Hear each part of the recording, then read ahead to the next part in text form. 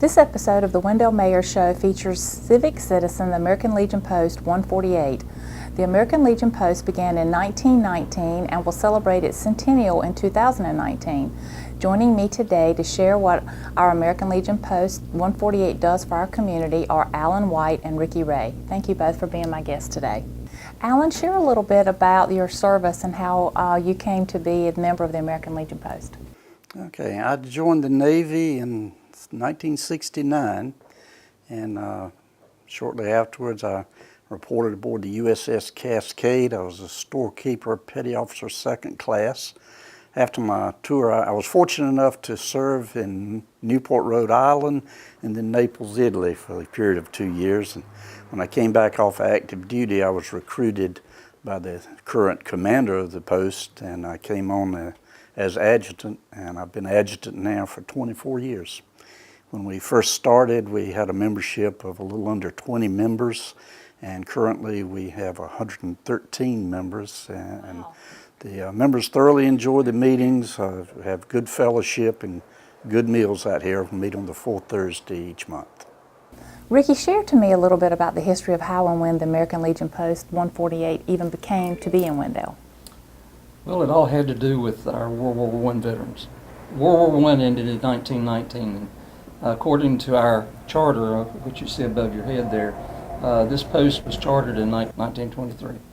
And so the veterans got together and built this post. And so we, as best as we can figure, this building and the post was 95 years old. And so all the veterans, I'm sure back in those days, of course, they're all gone now. In our commemoration ceremony the other day, we didn't even have a World War II veteran present. Yeah. So we're losing our veterans at the rate of 1,100 a day. So it's very important to have a place like this I think they saw that. Mm-hmm. That veterans can come and join together and share stories and mingle and kind of boost each other up. Yeah. Yeah. That's a nice thing for them to have. My grandfather trained horses for the cavalry in World War I. So everybody has unique stories like that. And World War I was a long time ago. Those veterans are long gone. Well, when they got to searching for a name for the post, we have a picture on the podium there of Cedric Harris. Yes. And he was a World War I veteran and indeed was killed overseas. And so the veterans named this post Cedric Harris Post number 148, and that's what we've been. Ever since. Ever since. Next year, in 2019, the American Legion turns 100 years young. What are some of the activities that y'all have planned to celebrate? We don't actually have an activity per se for the centennial. We do maintain numerous activities all during the year. Our primary one is Memorial Day, which we just had. And the public is always invited. We have anywhere from 150 to 200 people here. We serve hot dogs, drinks, and refreshments for that, and it's really a heartfelt service that we're extremely proud of. After that, we have our flag retirement service, which is very honorable, and the community turns in their worn and tattered flags all year, and in fact, that's what you see here. I see them all over in here. On Flag Day, June the 14th, we'll be retiring those flags, and it's a service we hold at 9 o'clock at night. The local scouts come and join us, and it's a very honorable service. We're very proud of that. Then following that, we'll have the 4th of July. The Wendell Historical Society promotes that. The veterans are in the parade, and we certainly appreciate that. Yeah. Then the next service after that will be Veterans Day. And the Zebulon Community Center always sponsors that. They have a breakfast for all the veterans. And so that's something we really get involved with the community. All right, how does someone become a member of the American Legion Post 148? Any veteran who served during a military engagement is eligible for the American Legion. And we actively recruit those members. The membership votes on them and brings them in. And again, I was telling you, we have 113 members currently, and we're very proud of that. We're very proud of our military for allowing us to live in a country where we're free to pursue our dreams.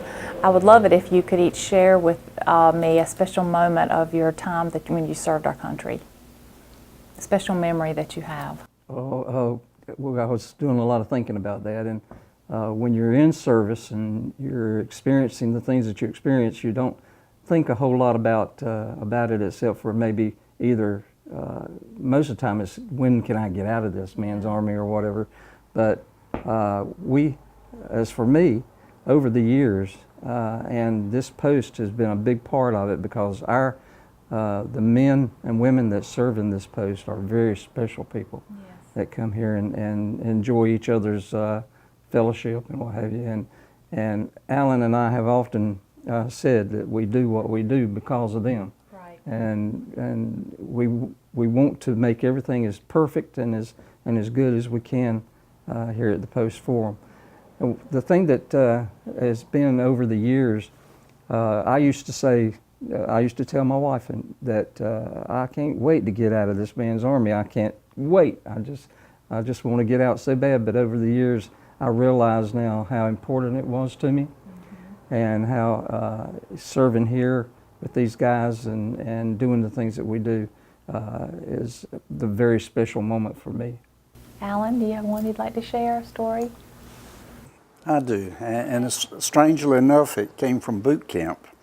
And I was in the reserves, and for some reason they didn't shave our heads for 3 days. And by that, by that third day, we had divided up into 3 groups. There were the city boys, the country boys, and the hippies. And we were at each other's throat. On the third day, when they shaved all our heads, we were united. So it took that to show me what the purpose for shaving our heads was. I always thought it was for just trimming us, but no, it was psychological. People may not remember the 60s as, for some reason it sticks on my mind. From the time I was 13 in 1963, and then went into high school, and then I kept seeing, about our president being assassinated, and Robert Kennedy being assassinated, and Martin Luther King being assassinated, and I kept thinking, okay, they're going to get this war over before I ever get 19 years old and get out of school. I have no doubt. Well, it didn't happen that way. So when I graduated, I didn't want to go to college. So back then, you either went to college, or got drafted. So I decided I'd try joining and see what I could get. Well, I took a test, and the recruiter that I had said, "Hey, you have just aced this test. You are a perfect candidate for the ASA." I said, "ASA, what's that?" He said, "Oh, Army Security Agency. It's like 007. You'll go to Turkey or Germany or Alaska. You won't go to Vietnam. And you'll wear plain clothes. It's very hush-hush, very secret stuff. You'll have a top-secret crypto clearance, that kind of thing." I said, "Sign me up. That's for me." So I went ahead and joined. But the 60s were a crazy time for those that are old enough to remember it. And these young folks that I see standing in front of me right now and have no concept of what it was like for us back then. But at any rate, I just think it's important for people to realize what we were all going through back in those days, and how things can sneak up on you and you're not ready for it. I took basic training, went to Fort Devens, Massachusetts for school. The day we graduated, there was 33 of us in my class. The day we graduated, a second lieutenant walked in, put his book up on the podium and said, "Gentlemen, this entire class is booked to Dom." Turned around and walked out. We all looked at each other like, "What? What did he say? That can't be true." But it was. 30 days later, I found myself in Phu Bai, Vietnam. So we have the opportunity here at this post as veterans to be asked now and then to speak at middle schools and high schools, and we do boys state and all kinds of different other things.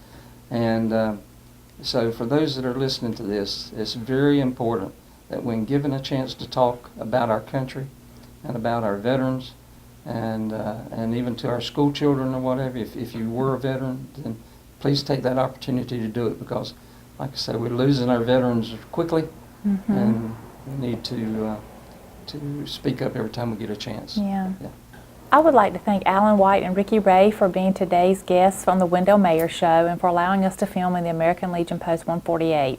The town of Wendell is so fortunate to have residents that serve within our community and have also served our country.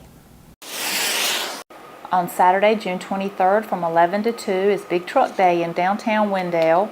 If you're curious about what it's like to come and sit in the cab of a fire truck, a garbage truck, or a tow truck, come on down. This is a fun, exciting, and horn-blowing extravaganza for truck enthusiasts of all ages. Touching and asking questions about big trucks is welcomed and encouraged. On Wednesday, July 4th at 10:30 a.m., join the Wendell Historical Society for their 4th of July parade and celebration. The parade begins on Main Street at Wendell Boulevard and includes veterans, children in their most patriotic wear, and numerous bands. The procession marches its way to Town Square for a program appreciating military and recognizing our patriotic children. It's reminiscent of how Independence Day was honored in the good old days, quaint and wholesome observance for the entire family. Following the program are free hot dogs and fellowship.